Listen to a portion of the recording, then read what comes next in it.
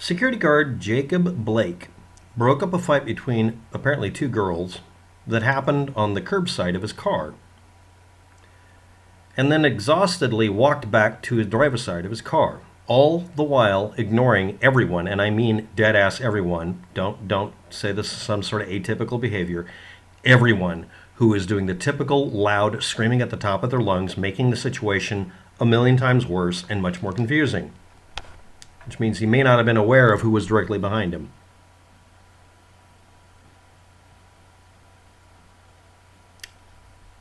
The responding cops decided to follow him, at least two of them. As he leaned into his car, that's when they grabbed him and shot him 7 times in the back. He may have thought he was being grabbed by one of the girls. Guy works as a security guard or a bouncer or whatever. Why is this my opinion? I'm obviously framing the narrative and blah, blah, blah. I've had to break up a fight between two girls at a club.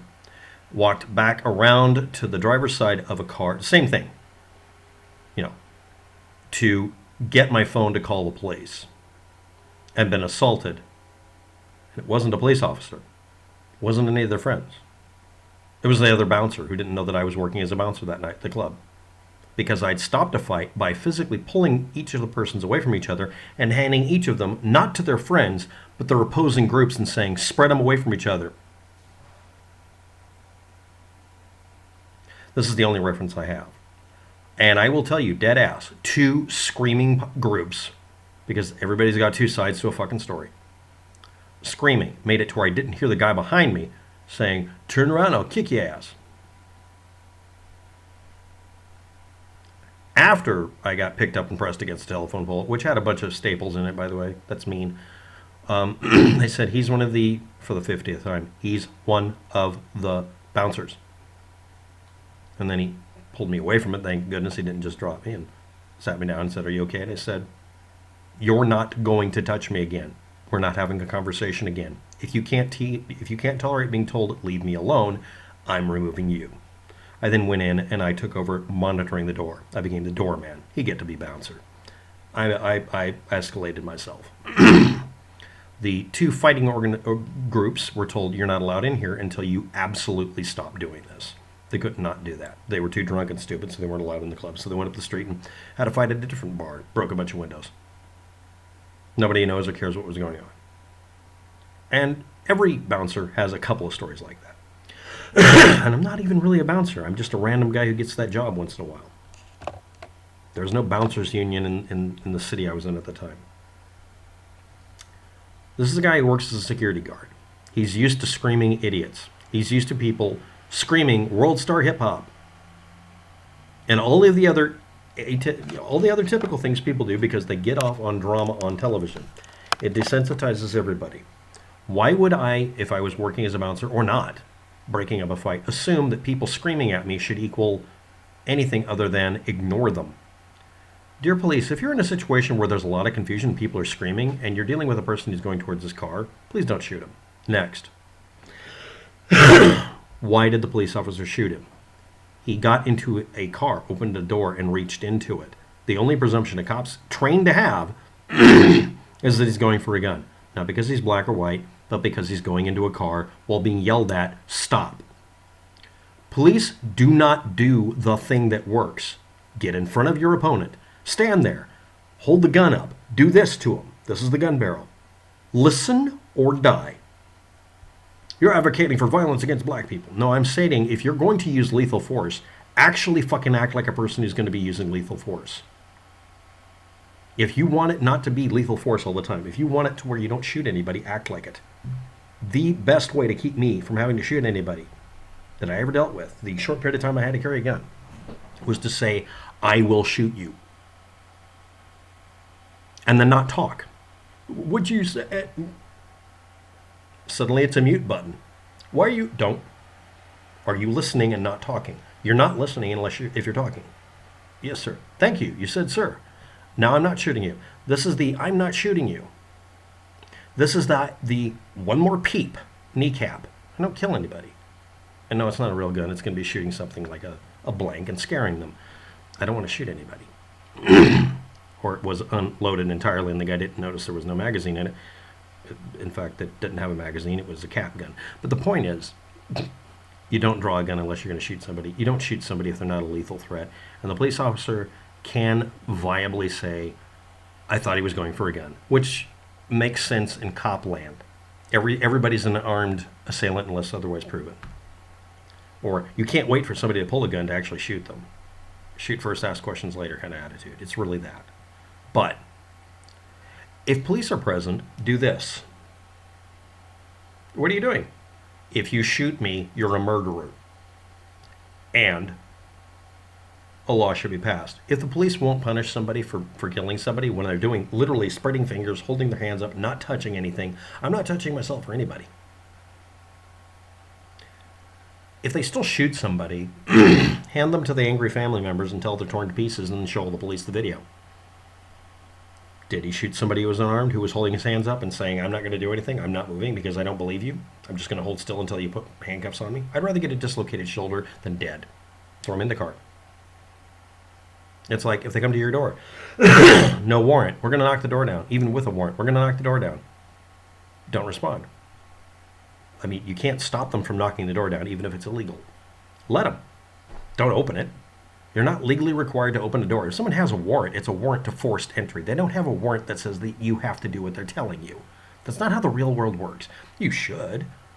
I mean, but the trouble is we very rarely catch cops planting evidence, lying about shit. And more importantly, I dare you to find a video where someone demanded access to a house and had a warrant when it would have been easy to get a warrant. Warrants aren't that hard to get. You just have to be able to tell a judge who's on your side as a cop that you have a good reason to show up there. If you don't get a fucking warrant, you know that you're not going to get one. Well, that shouldn't be. It should be a requirement that if you show up warrantless, that you have a very good reason for it under pain of losing your job and the legal right to carry. They'll suddenly go get the warrant. They'll make the effort. You see in the old style TV shows and movies, cop shows, well, we got to get a warrant. Wake them up at 4 a.m. That's the judge's job. That's the court's job. They're supposed to give you a warrant if you can give a reasonable explanation why you should be able to demand access to a building. And if they refuse, you knock the door down. It's a right to break and enter. That's what the warrant is. Now, the police were called on a fucking argument, a fight. But because someone went and did something that caused an unknown or novel situation for the police officer is going to say, I feared for my life. I don't really know if they do or not. That's not relevant. The point is, are police visible? Yeah. And I'm going to say something that's going to sound extremely racist. Dear everybody, yeah, human racist, stop fucking screaming. Are you recording it? Point the camera in such a way that it doesn't move. I'm cheating. I have this on a laptop. People wonder why I'm using a potato camera. Because I don't want to look like your stereotypical asshole with a fucking cell phone shaking the camera around. Mike Turber, by the way, does a very good job doing this without looking like an idiot, doing a decent job recording. Just saying. Watch his videos. 5x5 News. No, I'm not kidding. Even when he does a shit job, it's better than 80% of you when you have a tripod. Especially when the swamp monster came out in Las Vegas. You had to be there. But the point I'm making here is, now seriously, Mike, you got a steady cam on your cell phone? That sounds like a euphemism. The point I'm making here is, stop fucking screaming. We can't hear the audio evidence. Stop shaking the camera. We don't have video evidence. Well, I'm pointing the camera, and are you doing that? Yeah, you're not allowed to have a cell phone anymore. Anybody who does that with their camera, I want you to go up to them and say, your video camera privileges are removed from you because you can't film shit when it's important. Both videos on TMZ.com are shaky cam videos, but one of them's shakier, and it's the one that shows the incident just beforehand. He was involved in a struggle. He was breaking up a fight. Why did somebody report that as an ambiguous statement like it sounds like he was fighting the cops? He doesn't appear to be, but we can't really tell because the person keeps doing this with the fucking camera. If you can't do the brace thing, are you at a doorway? Yeah. Put your arm against the doorway, hold the camera like this, line your eye up with it like this, and stop fucking jiggling it. Are you a meth addict? No. Don't jiggle the damn thing. Are you spastic? Okay, you have an excuse. Are you terrified like everybody else is when shit happens? Is the adrenaline running? You may have noticed cops aren't told to hold a camera. It's bolted to their body. or at least strapped to them. If you're going to record one of these incidents, stop moving. Next, stop talking. Next, if someone asks you, why aren't you, just put your hand up and say, bitch slap, and hold it dead steady. And yeah, there's a bunch of BLM people who beat you up for filming. All of a sudden, you don't have a right to film if it makes them look bad. Everybody is biased. Assume you're biased too. Hold the camera, point it, collect information. And if you're in an incident with this, is everybody screaming? Yeah. Everybody say, shout down. And the person who doesn't stop screaming, they're guilty. Because they need to scream. Or maybe they're the victim and they're in a lot of pain. Or maybe they're overwrought because it was a fight. Yeah, I know, this is not a thing that can actually happen, that we can all stop screaming at each other during one of these incidents. But you know what? It has become lethally important for everybody to be quiet. If Jacob Blake had heard a police officer say, sir, stop moving, he might have turned around and said, what? And they would have said, stop moving. And inaction is easy to do. No, you're not. You're stop moving. Acknowledge. Okay, put your hands at your side. What? Don't talk. Police officers need to learn to give command and then physically restrain people, not shoot them. We don't have enough cops that can do this. No, and this is my next complaint that's going to make me sound like a sexist. Short cops. That's not a sex or a gender. There are men and women who are too short and too physically incapable of restraining a person that are allowed on the police force these days. In the old days, you had to have big, beefy cops, which meant they were usually iron-pumping, testosterone-poisoned people. But they could stop a person and wouldn't feel a need to shoot anybody. They weren't easily overwhelmed. And I'd like to point out, about half of the short female cops I know can knock you dead unconscious. Just saying. Don't challenge them. They'll accept. But I'm noticing police departments having an inordinately large number of people who are allowed on the force that are not capable of taking someone down without using lethal force. That's a factor. So what are the things that contributed to Jacob Blake not getting killed, as far as we know yet, but getting shot? He was not able to hear over the screaming mayhem everybody in the area is guilty of. You're all guilty of it. Everyone there. Say it to yourselves, not to me or anybody else. Don't defend your position. The next time this happens, and it will, I will not scream. The two antagonists, two girls fighting, they're going to scream.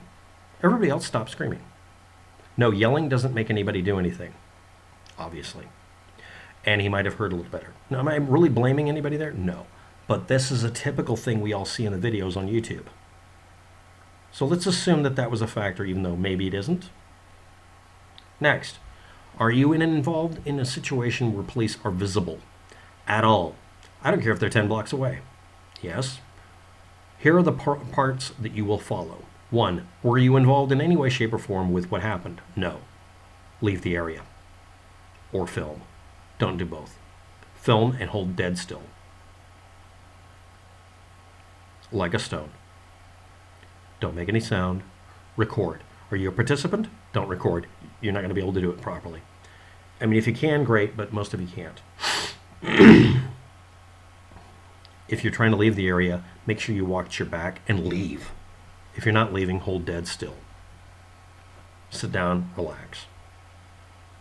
Assume nothing bad's going to happen. Don't try to make it happen by believing it might. Next. Are you an active participant in some damn thing the cops got called on? There was an incident last night, late at night. I'm regurgitating what happened to me. Does it have any sign that someone could be hurt, blood loss, death? Leave. Just leave. It's your life on the line. Every time one of these things happens, your life is on the line. Cops show up, they're carrying lethal force with them. Leave. But I'm right. Right or dead, pick. Leave. And last, if you can't leave, stop screaming. If you can, make yourself. Some people can't. I've been in a situation where I've been screaming too. I don't want to break up another fight. You're saving your own life by acting like it's more important than the fight. Was that argument worth it? It was a stupid argument that escalated to somebody getting shot. No, they're not guilty of it, but they could have stopped it. Thanks for watching. Have a good day. Good luck with that. This is just me regurgitating a whole bunch of bad memories. Ignore me.